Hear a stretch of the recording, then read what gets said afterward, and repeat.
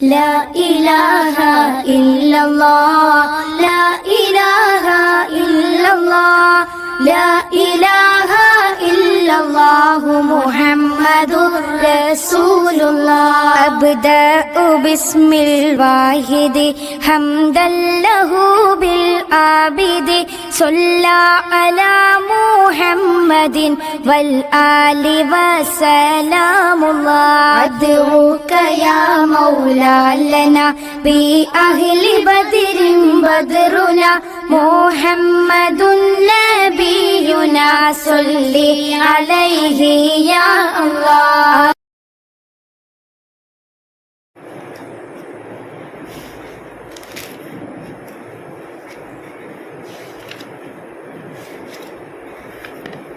السلام عليكم ورحمة الله تعالى وبركاته. الحمد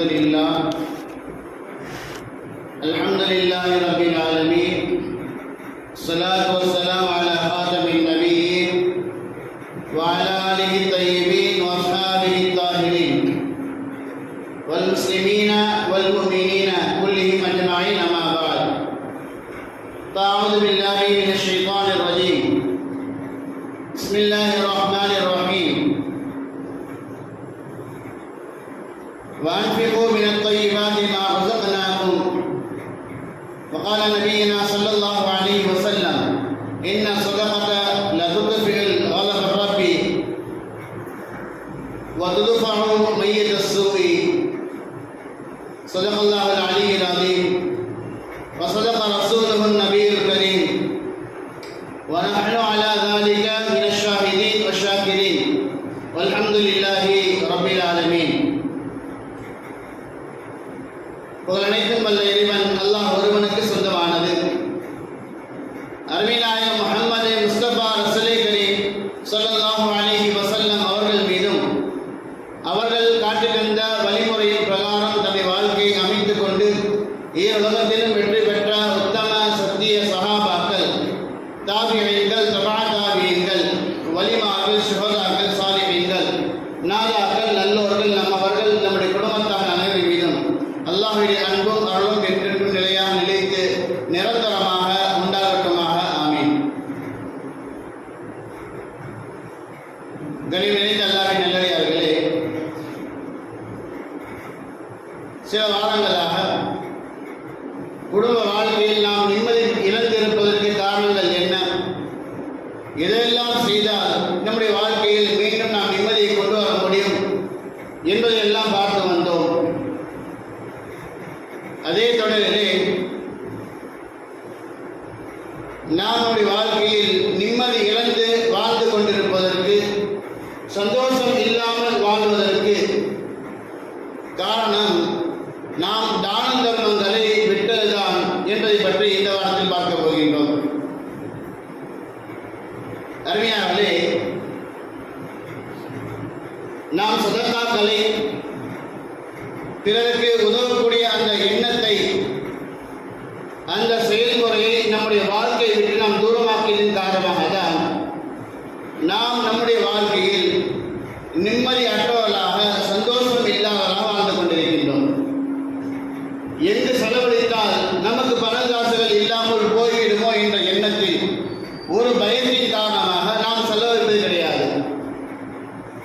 அந்த குணங்கள் நம்மிடத்தில் வந்ததின் காரணமாக நிஜத்தில் நாம் நம்முடைய வாழ்க்கையில் நிம்மதி இழந்தவர்களாக வாழ்ந்து கொண்டிருக்கின்றோம்.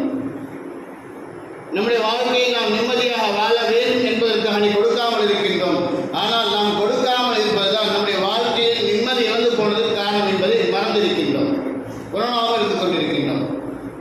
அஷ்ஷைத்தானு யஇதுகுமுல் ஃபக்ர வ யஅமுருக்கும் பில் ஃபஹ்ஷா. குர்ஆனிலே அல்லாஹ் இப்படி ஒரு ஆயத்தை சொல்கின்றான். அஷ்ஷைத்தானு யஇதுகுமுல் ஃபக்ர வ யஅமுருக்கும் பில் ஃபஹ்ஷா. ஷைத்தான் இருக்கின்றானே, உங்களுக்கு வறுமையை காட்டி பயமுறுத்துகின்றான். நாம் கொடுக்க வேண்டும் என்று நினைத்தாலும் கூட, எங்கு நீ கொடுத்தால் உன்னுடைய பணக்காசுகள் குறைந்து போய்விடும், நாளை உனக்கு இல்லாமல் போய்விடும் என்ற ஒரு அச்சத்தை நம்முடைய உள்ளத்தில் ஏற்படுத்துகின்றான். உனக்கு இருப்பது குறைவான செல்வம், அதை நீ கொடுத்து விட்டால் உனக்கு இல்லாமல் போய்விடும் என்பதாக நம்முடைய நம்மை ஒரு விதமான அச்சத்திலே ஆழ்த்துகின்றான். அல்லாஹ் யஈதுகும் மக்ஃபிரத்தன் மின்ஹு ஃபضلا. அல்லாஹ் சொல்கின்றான் அதே ஆயத்திலே. அல்லாஹ் என்ன சொல்கின்றான் என்றால், நான் உங்களுக்கு என் புறத்திலிருந்து பாவ மன்னிப்பை தருகின்றேன், உலகத்துடைய செல்வங்களை தருகின்றேன், மேல் மிச்சமானதை அதிகமானதை நான் உங்களுக்கு தருகின்றேன் என்பதாக அல்லாஹ் சொல்கின்றான். கொடுத்தால் குறைந்து போய்விடும் என்பதாக ஷைத்தான் சொல்கின்றான். நீ கொடுத்தால் இன்னும் அதிகமாக நான் தருகின்றேன், என் புறத்திலிருந்து உனக்கு இருக்கின்றது என்பதாக அல்லாஹ் குர்ஆனில் சொல்கின்றான். அருமையானவரே, யம்ஹகுல்லாஹு ரிபா வ யுர்பி ஸதகா, அல்லாஹ் சுப்ஹானஹு வ தஆலா குர்ஆனில் சொல்லக்கூடிய வார்த்தை, நமக்கெல்லாம் பிரபலமாக தெரியக்கூடிய ஒரு வார்த்தை. யம்ஹகுல்லாஹு ரிபா வ யுர்பி ஸதகா, வட்டி அல்லாஹ் சுப்ஹானஹு வ தஆலா முழுமையாக அழித்து விடுகின்றான். வ யுர்பி ஸதகா, நாம் செய்கின்ற தான தர்மங்களை அல்லாஹ் பன்மடங்காக ஆக்கி தருகின்றான் என்பதை அல்லாஹ் குர்ஆனில் சொல்கின்றான். நாம் எல்லாம் நினைத்துக் கொண்டிருக்கின்றோம், செல்வந்தர்கள் தான் ஜகாத்தை கொடுக்க வேண்டும், தான தர்மங்களை அவர்கள் தான் செய்ய வேண்டும், பிறகு உதவக்கூடிய அந்த குணங்கள் செல்வந்தர்கள் மட்டும்தான் இருக்க வேண்டும் என்பதால் நினைத்துக் கொண்டிருக்கின்றோம். நாம் ஏழையாக இருக்கின்றோம், அன்றாட காட்சியாக இருக்கின்றோம், என்னால் எதை கொடுக்க முடியும் என்பதாக நாம் நினைத்துக் கொண்டிருக்கின்றோம். அருமையானவர்களே, பெருமானார் ஸல்லல்லாஹு அலைஹி ஹதீஸ் வருகின்றது, வெறித்தவனுடைய ஒரு சதை துண்டு, இன்னும் சில ஹதீஸ்களில் வெறித்த மரத்துடைய கொட்டைகள், இதை கொடுத்தாவது நீங்கள் உங்களை நரகத்தை விட்டு பாதுகாத்துக் கொள்ளுங்கள். என்னிடத்தில் ஒன்றும் இல்லை, ஆனால் நாம் இருக்கின்ற அந்த வஸ்துக்களை கொண்டு, பொருள் காசு பணங்காசுகளை கொண்டு நம்மால் இயன்ற வரையிலும் குறைவாக இருக்கட்டும் பரவாயில்லை, என்னால் எது முடியுமோ அதை நாம் கண்டிப்பாக சதகாக்களாக தான தர்மங்களாக கொடுக்க வேண்டும். எத்தனை மக்கள் நம்முடைய தோற்றத்தை பார்த்து நம்மிடத்தில் வருகின்றார்கள், இவர் முஸ்லீம், அல்லாஹ்வை ஏற்றுக்கொண்ட ஒரு நபர் பாய் என்பதாக நினைத்துக் கொண்டு இவரிடத்தில் நாம் கையேந்தினால் கண்டிப்பாக இவர் தருவார் என்ற நம்பிக்கையோடு நம்மின் மீதும் நம்முடைய இறைவன் மீதும் நம்பிக்கை வைத்தவர்களாக, கடை வீதியில் 1000 நபர்கள் 1000 கடைகளை வைத்திருக்கலாம், ஆனால் நம்முடைய கடைகளை தேடி இவரிடத்தில் சென்றால் கண்டிப்பாக தருவார் என்ற நம்பிக்கையோடு வருகின்றார்கள். அருமையானவரே, நம்பி வரக்கூடிய நபர்களுக்கு நாம் கவனம் செலுத்தி கண்டிப்பாக ஏதேனும் நம்மால் முடிந்த அளவுக்கு உதவி செய்ய வேண்டும். இன்றைய காலை முதல் நாளை வரை 10 நபருக்கு அதற்கு மேலாக நாம் கொடுத்து விட்டோமே, இதற்கு மேலாக நாம் கொடுக்க வேண்டுமா என்பதை எண்ணக்கூடாது. அல்லாஹ் சுப்ஹானஹு வ தஆலா நம்முடைய நன்மைக்காக வேண்டி, நம்முடைய பொருளாதாரங்கள் உயர்ந்து செல்வதற்காக வேண்டி, நம்முடைய வாழ்க்கையில் நாம் உயர்ந்து செல்வதற்காக வேண்டி அல்லாஹ் சுப்ஹானஹு வ தஆலா நம்மின் புறத்தில் சில சோதனைகளை அல்லாஹ் அனுப்புகின்றார். ஒரு நபர் கொடுக்கின்றார், 2 நபர் கொடுக்கின்றார், 10 நபர் கொடுக்கின்றார், 100 நபர் கொடுக்கின்றார். இவர் எத்தனை நபர் கொடுக்க முடியும் என்பதை அல்லாஹ் நம்பி சோதிக்கின்றார். அருமையானே, நாம் கொடுத்து கொண்டே இருந்தால் அல்லாஹ் நம்முடைய சதகாக்களை, நம்முடைய அந்த தர்மங்களை அல்லாஹ் சுப்ஹானஹு வ தஆலா கண்டிப்பாக பன்மடங்காக நமக்கு கொடுப்பார். குர்ஆனில் அல்லாஹ் இப்படி ஒரு ஆயத்தை சொல்கின்றான், வஅக்ரிதுல்லாஹ கர்தன் ஹஸனா. கடன் இருக்கின்றது, பல வகை இருக்கின்றது. சில கடன்கள் நாம் சில நாள் கொடுப்போம், கொடுத்த சில நாட்களில் அது நமக்கு திரும்ப கிடைத்துவிடும். சில நபர்கள் தாமதமாக சில மாதங்கள் கழித்து, சில வருடங்கள் கழித்து கொடுப்பார்கள். இன்னும் சில கடன்கள் வாராக்கடனாக போய்விடும். கொடுத்த நபரும் தரமாட்டார், வாங்கிய நபரும் தரமாட்டார், கொடுத்த நபரும் கேட்க மாட்டார். இப்படியாக சில கடன்கள் போய்விடும். அல்லாஹ் சொல்கிறான், அக்ரிதுல்லாஹ கர்தன் ஹஸனா, அல்லாஹ்விற்கு நீங்கள் அழகிய கடனை தாருங்கள் என்று அல்லாஹ் குர்ஆனில் கேட்கின்றான். அல்லாஹ் ஏன் கடன் கேட்க வேண்டும்? பள்ளிவாசலை ஒன்றில் போடுவதா? அப்படி அல்ல. ஏழை எளிய மக்கள், உலகத்தில் சிரமத்தில் இருக்கக்கூடிய மக்கள் யாருக்கு உதவினாலும் சரி, தீனுடைய காரியங்களுக்காக நாம் உதவுவது, மதரசாக்களை நிர்வகிப்பதற்காக உதவி செய்வது, இப்படியாக நாம் தீனுடைய ஸ்தாபனங்களுக்காக வேண்டி, தீனுடைய காரியங்களுக்காக வேண்டி, தீனுக்காக தன்னை தியாகம் செய்யக்கூடிய நபர்களுக்காக உதவி செய்வது இருக்கின்றதே அல்லாஹ் செய்கின்ற கடனாக இருக்கின்றது. வஅக்ரிதுல்லாஹ கர்தன் ஹஸனா, வேண்டாம். நமக்கு வீட்டு அருகாமையில் நபர் ஏழையாக இருக்கின்றார், சிரமத்தில் இருக்கின்றார் என்பதால் நமக்கு தெரிகின்றது. ஆனால் நாம் நினைக்கின்றோம் அவர் வந்து கேட்டால் நாம் தரலாம், அவர்தான் கேட்கவில்லையே என்பதாக நாம் நினைத்துக் கொண்டு அவர் கேட்டால் கொடுக்கலாம் என்பதாக ஒதுங்கி இருக்கின்றோம். உண்மையாகவே கேட்பதற்கு முன்பதாக இவர் சிரமத்தில் இருக்கிறார் என்பதாக நாம் உணர்ந்து கொண்டால், அறிந்து கொண்டால் நாம் அவருக்கு முன் சென்று நாம் உதவி செய்வது. இது அல்லாஹ்வுக்கு செய்கின்ற உதவியாக இருக்கின்றது.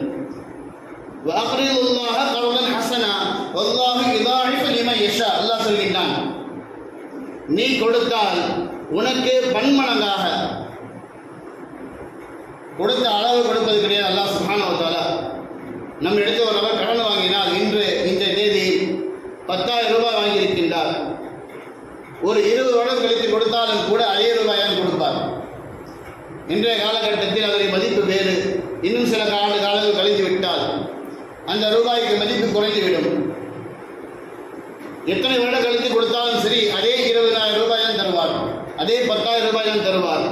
எதை வாங்குகின்றாரோ அதே அளவு தான் கொடுப்பார். அதற்கு மேலாக வாங்குவது மார்க்கம் அனுமதிக்கவில்லை. ஆனால் அல்லாஹ் சுப்ஹானஹு வ தஆலா உடனடியாக தருகின்றான். வல்லாஹு யுதாஇஃபு லிமன் யஷா. அல்லாஹ் சுப்ஹானஹு வ தஆலா பன்மடங்காக நாம் ஒரு ரூபாய் கொடுத்தால் 1க்கு 10ஆக, அதற்கு மேலாக 200க்கு மேலாக பன்மடங்காக அல்லாஹ் தருகின்றான் என்பதாக அல்லாஹ் குர்ஆனில் வாக்கு தருகின்றான். இது அல்லாஹ்வுடைய வாக்காக இருக்கின்றது. அருமையாளே, நாம் எந்த அளவு தான தர்மங்களை அதிகமாக செய்கின்றோமோ அல்லாஹ் சுப்ஹானஹு வ தஆலா நமக்கு நம்முடைய சொத்து செல்வங்களில் அதிகமானதை இன்னும் கூடுதலானதை அல்லாஹ் தருவேன் என்பதாக அல்லாஹ் வாக்கு தருகின்றான். ஆனால் ஷைத்தானுடைய அந்த பேச்சுக்கு நாம் கட்டுப்பட்டவர்களாக, அந்த அச்சத்தை அந்த எச்சரிக்கைக்கு நாம் பயந்தவர்களாக ஷைத்தான் நமக்கு சொல்கின்றான் கொடுத்தால் குறைந்துவிடுவதாக. அதன் காரணமாக நாம் கொடுக்காமல் இருந்து கொண்டிருக்கின்றோம். அல்லாஹ் சொல்கிறான், கொடு, நான் உனக்கு அதிகமாக தருகின்றேன் என்பதாக. அருமையாளே, நாம் சதகாக்களை கொடுக்காமல் இருப்பதுதான் நம்முடைய வாழ்க்கையில் சோதனைகள் வருவது காரணமாக இருக்கின்றது. எப்படி என்று பார்த்தால், யாக்கூப் அலைஹிஸ்ஸலாம் அவர்கள் சிறுபிராயத்திலே யூசுப் நபி அலைஹிஸ்ஸலாம் அவரை இழந்து விட்டார்கள். சில காலங்களுக்கு பின்பு தன்னுடைய பாசமான நகர் புன்யாமின் அவர்களையும் இழந்து விட்டார்கள். அழுகின்றார்கள், புலம்புகின்றார்கள். யூசுப் நபி அலைஹிஸ்ஸலாம் இழப்பு யாக்கூப் நபி அலைஹிஸ்ஸலாம் அவர்களுக்கு கண்கள் போய்விட்டது. புன்யாமினுடைய இழப்பு உடலுடைய பலகீனம் வந்துவிட்டது, உடல் பலகீனமாகிவிட்டது. கவலைப்படுகின்றார்கள். ஆனால் கவலை யாருக்கும் அவர்கள் முறையிடவில்லை. அல்லாஹ் சுப்ஹானஹு வ தஆலா அடுத்து முறையிடுகின்றான் என்று அல்லாஹ் குர்ஆனில் சொல்கின்றான். யாக்கூப் நபி தன்னுடைய ஆதங்கத்தை, தன்னுடைய கவலையை, தன்னுடைய பலகீனத்தை என்னிடத்தில் தான் முறையிட்டார் என்பதாக அல்லாஹ் சுப்ஹானஹு வ தஆலா குர்ஆனில் சொல்கின்றான். ஒரு தடவை யாக்கூப் நபி அலைஹிஸ்ஸலாம் அவர்கள் அல்லாஹ்விடம் கேட்கின்றார்கள், யா அல்லாஹ், எனக்கு ஏன் இப்படி சோதனை? முதலாவதாக ஒரு மகன் யூசுப் அலைஹிஸ்ஸலாம் அவர்கள் இழந்து விட்டேன். அவர் இருக்கின்றாரா இல்லையா என்பது கூட எனக்கு தெரியவில்லை. இரண்டாவது புன்யாமின் என்ற மகன், பாசத்திற்குரிய மகன், அவரை நான் இழந்து விட்டேன் என்பதாக, எதற்காக இது சோதனை என்பதாக யாக்கூப் நபி அலைஹிஸ்ஸலாம் அவர்கள் தன்னுடைய இறைவனிடத்தில் கேட்கின்றார்கள். அல்லாஹ் சுப்ஹானஹு சொல்கின்றான், ஒரு காலத்தில் நீங்கள் அனைவரும் ஒன்றாக ஒரே குடும்பமாக வாழ்ந்து கொண்டிருந்தீர்கள். சந்தோஷமாக மகிழ்ச்சியான நேரம் ஒன்று வந்தது. அந்த நேரத்திலே ஒரு ஆட்டை அறுத்து ஒரே குடும்பமாக அமர்ந்து சாப்பிட்டுக் கொண்டிருந்தீர்கள். ஒரு யாசகர் உங்கள் வீட்டை நோக்கி வந்தார். வந்த நபர் உங்களிடத்தில் உண்பதற்காக யாசகம் கேட்டார். நீங்கள் இருந்த அந்த மகிழ்ச்சியின் காரணமாக அவரை நீங்கள் சரியாக கவனிக்கவில்லை. அவர் கேட்டதை கூட நீங்கள் உணரவில்லை. உங்களுடைய வேலை ஈடுபாடுகளில் நீங்கள் ஈடுபட்டிருந்தீர்கள். அவர் நின்று பார்த்து கடைசியாக சென்று விட்டார்.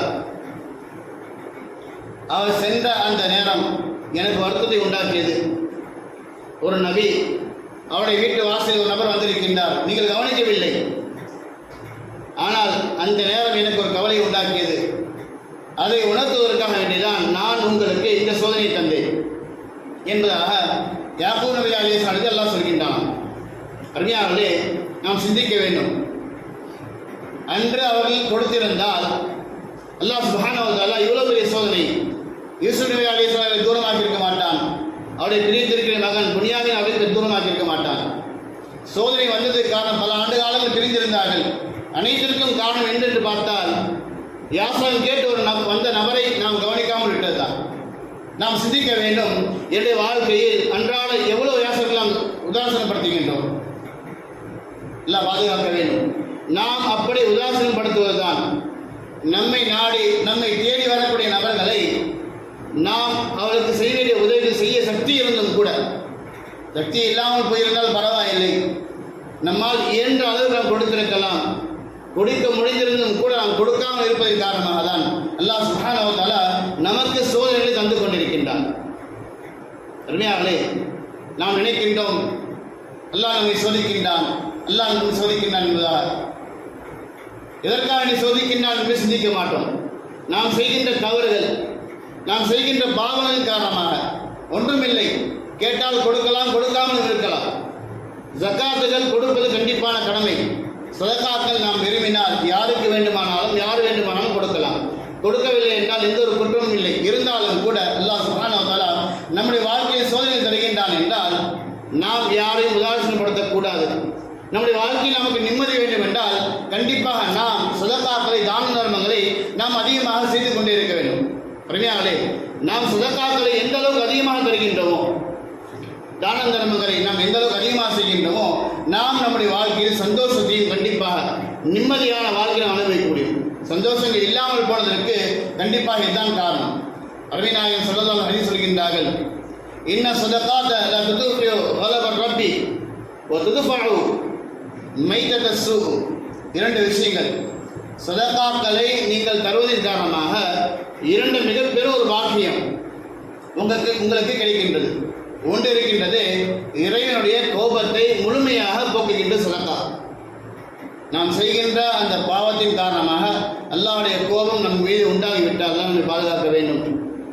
ஒரு கால் உண்டாகிவிட்டால் நாம் செய்கின்ற அந்த சதகாக்கள், தான தர்மங்கள் கண்டிப்பாக அல்லாஹ்வுடைய கோபத்தை முழுமையாக போக்கிவிடுகின்றது என்பதாக நபிகள் நாயகம் சொல்கின்றார்கள். இரண்டாவதாக, கெட்ட மரணம் உங்களுக்கு கண்டிப்பாக வராது. கெட்ட மரணங்களை தடுக்கின்றது என்பதாக சொல்கின்றார்கள். வாகனத்தில் செல்கின்றார், சொகுசான வாகனம், இந்த வாகனத்திற்குள்ளாக நான் அமர்ந்து சென்றால் எந்த ஒரு பாதிப்பும் எனக்கு ஏற்படாது என்பதாக எண்ணிக்கொண்டு செல்கின்றார். அல்லாஹ் பாதுகாக்க வேண்டும். சதகாக்கள் செய்யாததன் காரணமாக, பிற மக்களுக்கு நாம் உதவாமல் இருந்ததன் காரணமாக அல்லாஹ் பாதுகாக்க வேண்டும். அதே வாகனத்தில் நமக்கு உயிர் போகலாம். விபத்தினால் ஏற்படுகின்ற மரணங்கள், புதைந்து போகின்ற மரணங்கள், நெருப்பில் கருகப்படுகின்ற மரணங்கள், இது போன்ற கெட்ட மரணங்கள், இது போன்ற மரணங்களை விட்டு நம்மை சதகாக்கள் பாதுகாக்கின்றது என்பதாக நபிகள் நாயகம் சொல்லியிருக்கின்றார்கள். அருமையாளே, நம்மால் முடிந்த அளவிற்கு யாரெல்லாம் நம்மிடத்தில் முன்னால் வருகின்றார்களோ அவர் உதவி செய்ய வேண்டும். அல்லது யாருக்கு உதவி தேவைப்படுகின்றது என்பதாக நாம் அறிந்திருக்கின்றோமோ, உணர்ந்திருக்கின்றோமோ, அவர்கள் கேட்பதற்கு முன்பதாக நம்மால் இயன்ற அளவிற்கு பல ஆயிரங்கள் கொடுக்க தேவையில்லை. 50, 100 நம்மால் எது முடியுமோ அந்த அளவுக்கு நாம் அதிகமாக சதகாக்களை, தான தர்மங்களை தினமும் செய்து கொண்டே இருந்தால் அல்லாஹ் சுப்ஹானஹு வ தஆலா நம்முடைய வாழ்க்கையில் நிம்மதி தருவான். நிம்மதியான வாழ்க்கையை வாழ்ந்து சதகாக்களை கொடுத்து நாமும் நிம்மதியாக வாழ்ந்து நம்முடைய குடும்பத்தால் நிம்மதியாக வாழ வைத்து உலகத்தையும் வெற்றி பெறக்கூடிய காலத்தெல்லாம் புரிதல் முடிவானாக. அல்ஹம்துலில்லாஹி ரப்பில் ஆலமீன். அஸ்ஸலாமு அலைக்கும் வரஹ்மத்துல்லாஹி வ பரகாத்துஹு.